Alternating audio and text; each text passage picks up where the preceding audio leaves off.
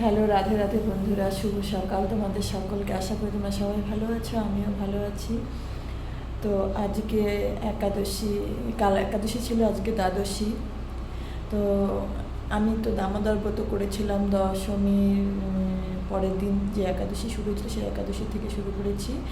এই উত্থান একাদশীতে আমার 1 মাস মানে দামোদর ব্রত কমপ্লিট হলো। তো আজকে কালকে একাদশীতে আমার ব্রত কমপ্লিট হয়ে গেছে, আজকে দ্বাদশী। তো আজকে 8:30 থেকে 9:30-র মধ্যে বারণ, যার জন্য খুব সকালে উঠতে হয়েছে, টাইম ধরতে হবে, গোবিন্দকে সেবা দিতে হবে, এইটুকু 8টার মধ্যে মোটামুটি কমপ্লিট আমাকে করতে হবে। তো সেরকম কিছু আমি করতে পারিনি, কালকে সব রেডি করে রেখেছিলাম। আজকে আমি তাড়াতাড়ি করে সকাল সকাল উঠে সম্পূর্ণ প্রসাদ একটু নিজের হাতে বানিয়ে তারপরে গোবিন্দকে সেবা দিলাম। জানি না রাধারানী গোবিন্দ মানে আমার সেবা, আমি তো ভক্তিভাবে মনেই দিলাম, কিন্তু প্রভু নিল কি না সেটা আমার বিশ্বাস, হয়তো প্রভু আমার সেবা নিয়েছে।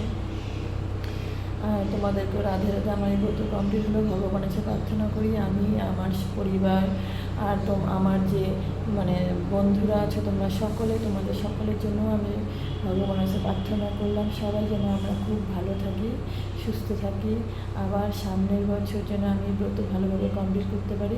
তবে হ্যাঁ, সবসময় আমি যেন গোবিন্দর দাস হয়ে গোবিন্দ সেবা দিতে পারি ভক্তিভাবে, এটুই আর কি গোবিন্দের কাছে প্রার্থনা। তোমরাও তাই করো, আশা করি অনেক অনেক ভালো থাকবে, অনেকে সবার সকলের জীবন সকলের সমস্ত কিছু ভালো হবে।